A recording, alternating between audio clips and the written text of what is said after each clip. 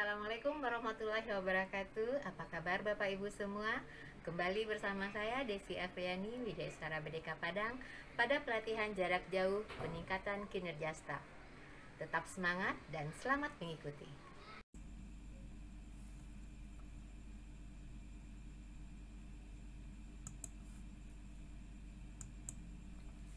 Baik Bapak Ibu, peserta PJJ peningkatan kinerja staf, kembali bersama saya Desi Afriani, Widyaswara BDK Padang. Topik kita kali ini adalah tentang tata naskah dinas atau tata persuratan. Sebelumnya Bapak Ibu sudah mendapatkan bahan atau materi-materi yang ada pada mata pelatihan ini.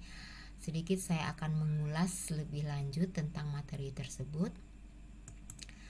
Kalau kita lihat, adapun dasar hukum dari Tata Naskah Dinas Kementerian Agama ini adalah yang pertama itu Permenpan nomor 80 tahun 2012 tentang Tata Naskah Dinas di lingkungan instansi pemerintah. Kemudian ada Peraturan Kepala ANRI Arsip Nasional Republik Indonesia nomor 2 tahun 2014 juga tentang Tata Naskah Dinas. Kemudian adanya PMA nomor 4 tahun 2016 tentang pencabutan Peraturan Menteri Agama nomor 16 tahun 2006 tentang tata persuratan dinas di lingkungan Departemen Agama. Yang terakhir itu KMA nomor 8 tahun 2016 tentang kode jabatan, singkatan dan akronim, dan KMA nomor 9 tahun 2016 tentang tata naskah dinas pada Kementerian Agama.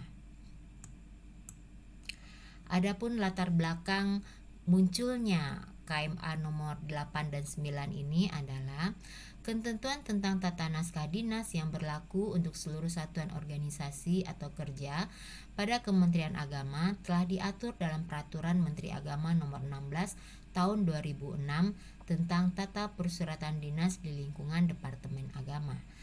Dengan adanya Peraturan Menteri Negara Pendayagunaan Aparatur Negara nomor 80 tahun 2012 tentang pedoman umum tata naskah dinas instansi pemerintah, maka ketentuan dalam tata persuratan dinas tersebut perlu disempurnakan.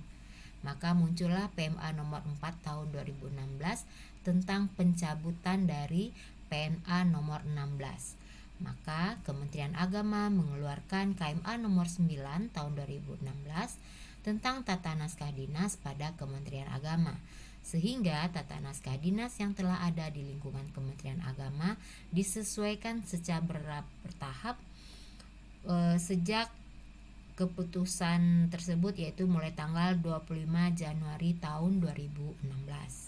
Itu latar belakang penerapan tata naskah dinas pada Kementerian Agama yang sekarang.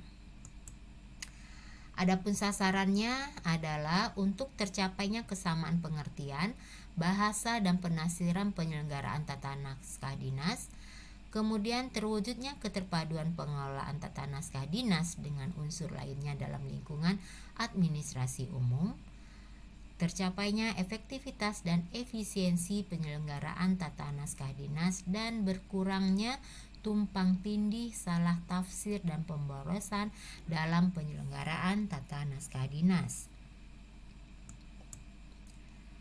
Ini kalau kita lihat pada PMA nomor 16 tahun 2006 kita mengenal istilah surat, yaitu pernyataan tertulis dalam segala bentuk corak yang diatur dan digunakan sebagai sarana komunikasi untuk menyampaikan informasi dari satu pihak kepada pihak lain sesuai dengan ketentuan yang berlaku.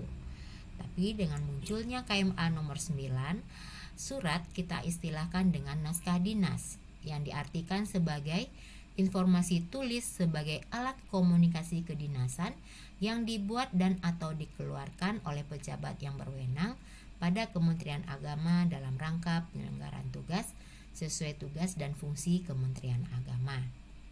Di situ letak perbedaan definisi.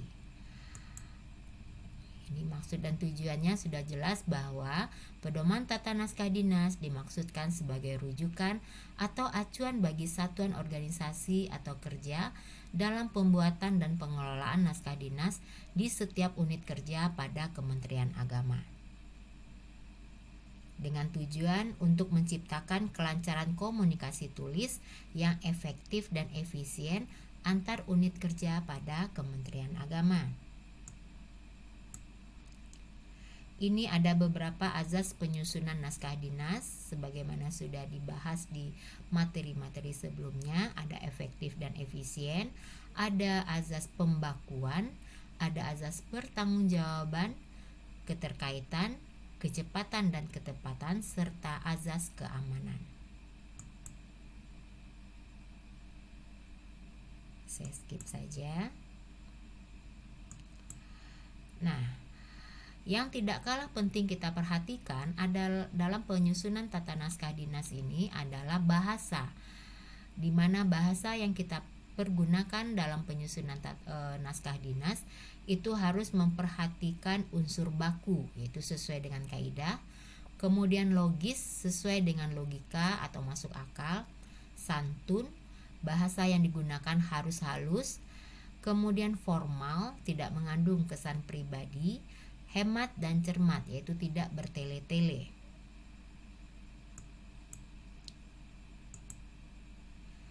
Oke, ini dari bagannya. Kalau kita lihat dari unsur bahasa itu ada dua unsur yang perlu kita perhatikan atau dua aspek. Yang pertama dari sisi bentuk, yang perlu diperhatikan itu adalah ejaan, tanda baca, pilihan dan pembentukan kata atau kalimat. Kemudian ada aspek makna, yaitu kebenaran, kelogisan dan kesantunan dari kalimat-kalimat yang digunakan. Kemudian ini kaidah yang digunakan untuk tata naskah dinas ini dari sisi kebahasaan. Yang pertama, jika kita berbicara tentang ejaan, tanda baca, pembentukan kata, pedoman kita adalah PUEBI, Pedoman Umum Ejaan Bahasa Indonesia. Sedangkan untuk penggunaan kata baku, rujukan kita adalah KBBI, Kamus Besar Bahasa Indonesia. Dan untuk format dan struktur, maka rujukan kita adalah buku Pedoman Tata Naskah Dinas atau KMA nomor 9 tahun 2016. Nah, sekarang saya mau mengulas sedikit tentang aspek bahasa yang sering digunakan dalam penulisan naskah dinas, yaitu yang pertama huruf kapital, kemudian ada tanda baca, titik, koma, seru, dan seterusnya. Kemudian ada singkatan dan akronim, dan ada angka dan bilangan. Jadi ketika penyusunan sebuah naskah itu dari sisi bahasa, maka 4 poin inilah yang perlu kita perhatikan cara penulisannya. Kemudian Bapak Ibu, berdasarkan KMA nomor 9 tahun 2016 ini, saya sudah merangkum terdapat beberapa perubahan dari PMA nomor 16 tahun 2006 tersebut. Yang pertama yaitu dari sisi jenis surat, kemudian kop surat dinas, kemudian penomoran surat dinas, format surat, jenis huruf dan kertas yang digunakan, cara penulisan alamat surat, format cap atau stempel, dan terakhir itu penanda tanganan surat. 8 poin ini memiliki pembaharuan pada KMA nomor 9 tahun 2016 ini.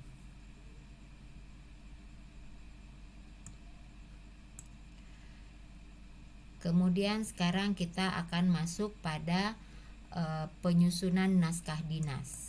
Hal-hal yang perlu diperhatikan atau persyaratan dalam penyusunan naskah dinas ini, yang pertama itu ketelitian, di mana dalam menyusun naskah dinas harus tercermin ketelitian dan kecermatan, baik dilihat dari bentuk, susunan pengetikan, isi, struktur, kaidah bahasa, dan penerapan kaidah ejaan di dalam pengetikan. Kecermatan dan ketelitian sangat membantu pimpinan dalam mengurangi kesalahan pengambilan keputusan kebijakan. Kemudian persyaratan yang kedua adalah kejelasan. Naskah dinas harus memperlihatkan kejelasan, baik dari sisi aspek fisiknya maupun materi yang dituangkan. Dan yang selanjutnya adalah singkat dan padat. Naskah dinas harus menggunakan bahasa Indonesia yang baik dan benar, yaitu bahasa formal, efektif, singkat, padat, dan lengkap. Syarat lainnya adalah logis dan meyakinkan. Naskah Dina harus runtut, dan runtut di sini sesuai mana yang pertama, mana yang di tengah, dan mana yang di akhir. Dan logis yang berarti bahwa penuangan gagasan ke dalam naskah dinas dilakukan menurut urutan yang logis dan meyakinkan. Struktur kalimat harus lengkap dan efektif sehingga memudahkan pemahaman dan penalaran bagi penerimanya. Kemudian yang selanjutnya adalah pembakuan. Naskah dinas harus taat mengikuti aturan yang baku yang berlaku sesuai dengan tujuan pembuatan, baik dilihat dari sudut format maupun dari penggunaan bahasanya, agar memudahkan dan memperlancar pemahaman isi dari naskah dinas. Jadi itu beberapa simpulan dari materi-materi yang sudah dibagikan pada pelatihan peningkatan kinerja staf ini, khususnya untuk mata pelatihan tata persuratan atau tata naskah dinas di Kementerian Agama. Sekarang kita akan mencoba untuk mensimulasikan. Oke, baik Bapak Ibu, kita akan mencoba untuk mensimulasikan penulisan atau penyusunan naskah dinas, dalam hal ini surat tugas. Jadi sebelum kita mulai, kita sudah mengatur marginnya, minimal dari kiri kita pakai 3 cm dan dari sisi kanannya 2 cm. Sekarang kita atur hurufnya, yang kita pakai ada Arial 11. Arial jenis huruf yang kita gunakan ada Arial. Sekarang kita coba untuk membuat headernya terlebih dahulu atau kop suratnya. Kita tulis di sini.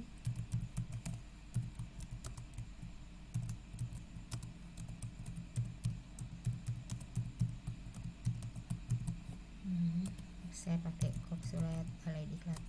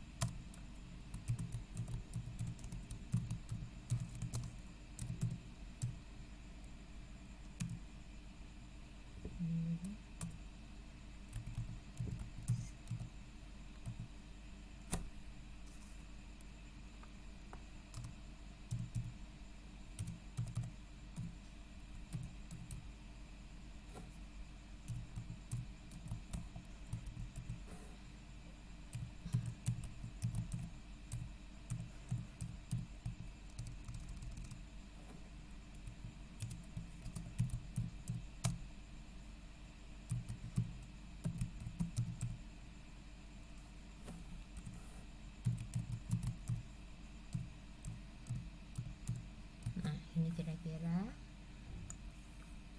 kita atur huruf yang kita pakai adalah Arial.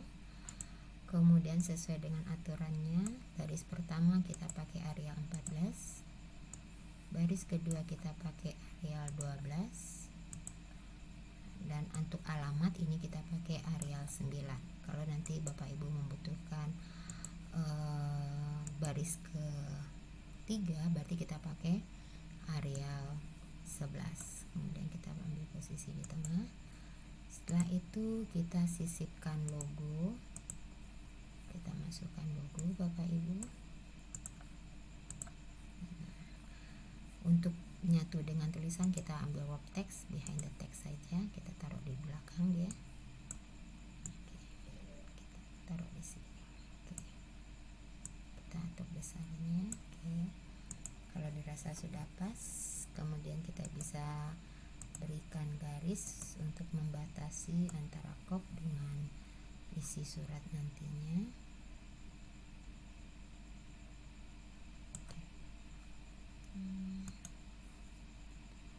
Garisnya bisa kita buat garis 2. Saya pilih garis 2 di sini.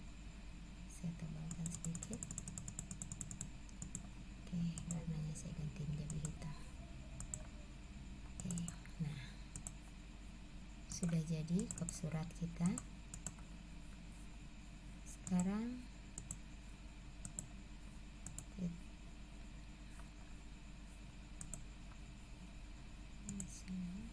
tutup. sekarang kita akan mencoba membuat isi dari surat tugas ini. Kita coba pakai dulu. Oke.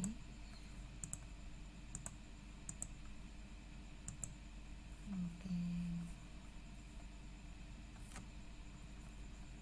Kita ambil 1,5 saja.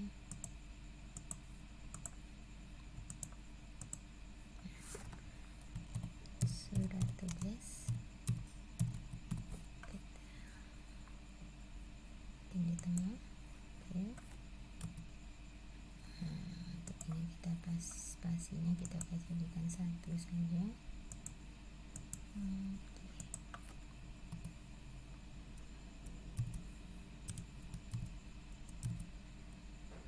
Nomor dengan huruf kapital 123 garing PDL 02 08 tahun. Oke. Nah, kita atur. Oke.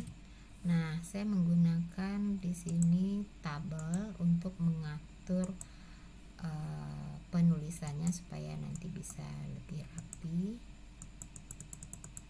Kita pilih saja dulu. Oke. Nanti kita bikin grid lainnya, kita ambil no border. Oke. Nanti kita bisa atur posisinya.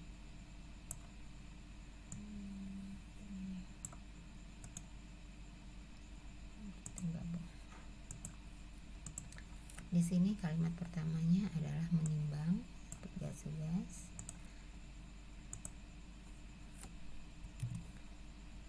Menimbang titik 2. Oke, saya memegang ada surat permintaan pengajar di sini.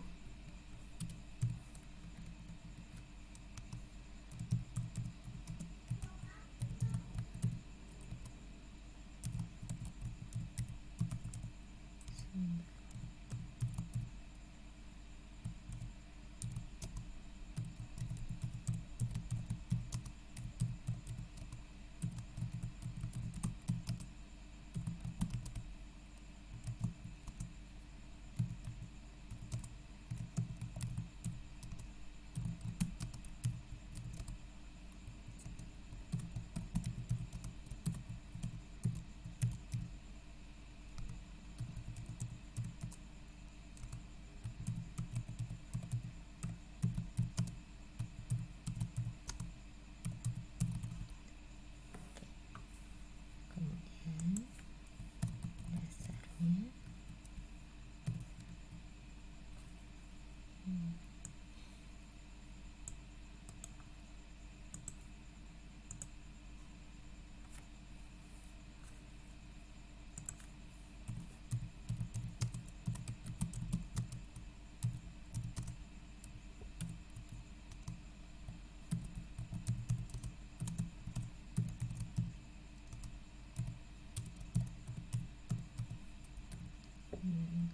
nomornya, oke, tanggal,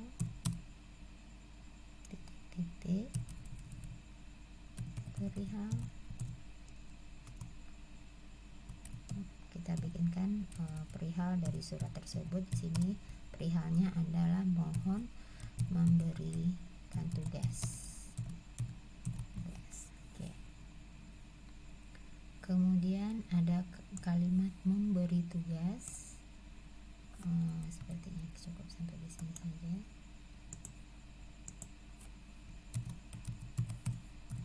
Oke. Kepada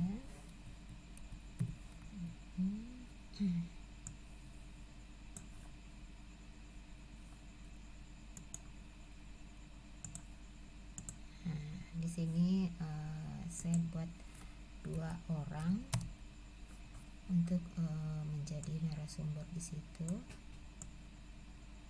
yaitu ada Ibu Agus Rida, kemudian ada Pak Suryadi.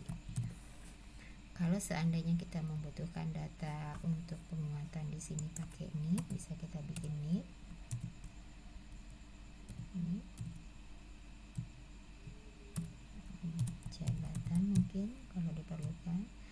kalau nanti seandainya penugasan ini banyak dan melebihi pemakaian satu kertas, kita bisa membuatnya menggunakan kolom ke samping. Kalau sekarang saya menggunakan ke bawah. Oke, kira-kira seperti itu. Kemudian kita bisa tambah lagi. Oke, di sini tuh titik-titiknya.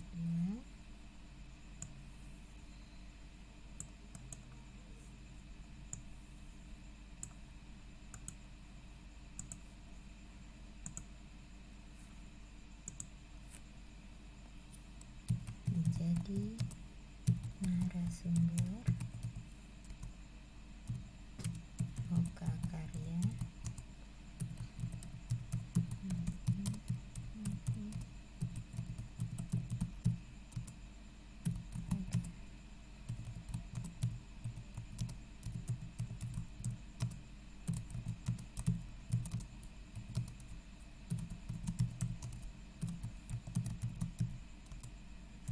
Kapan pelaksanaannya, tanggal, di tempatnya di mana. Kemudian saya akan mengakhiri dengan setelah selesai melaksanakan tugas, segera melapor kepada pimpinan. Oke, selesai surat kita. Bisa kita bikin kalimat penutupnya.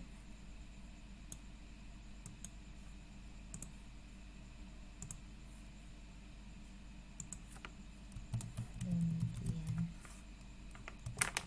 tugas ini untuk dilaksanakan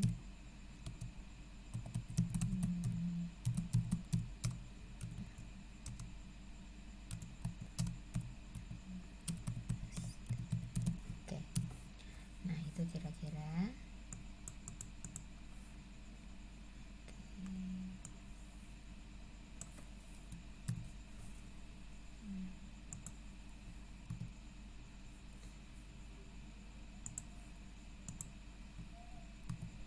Oke. Kemudian saya bisa bikin di sini untuk kalau untuk surat tugas kita pakai padang 04 Agustus 20.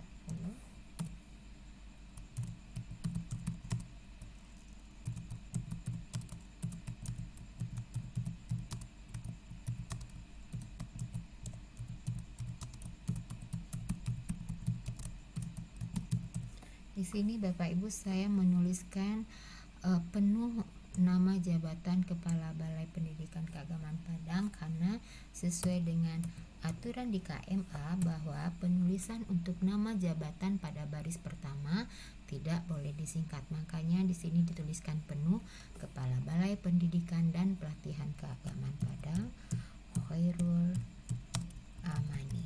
Oke. Nah, kira-kira seperti ini nanti tampilan surat tugas yang kita keluarkan. Silakan Bapak Ibu mengeksplor kemampuannya atau membuat sebuah penulisan yang sesuai dengan format-format yang sudah ditetapkan di dalam KMA nomor 9 tahun 2016 tersebut untuk beberapa jenis-jenis naskah dinas yang ada. Ini salah satu contohnya, bisa menjadi sebagai acuan pembuatan untuk jenis-jenis surat lainnya. Kira-kira seperti itu. Terima kasih dan selamat mencoba.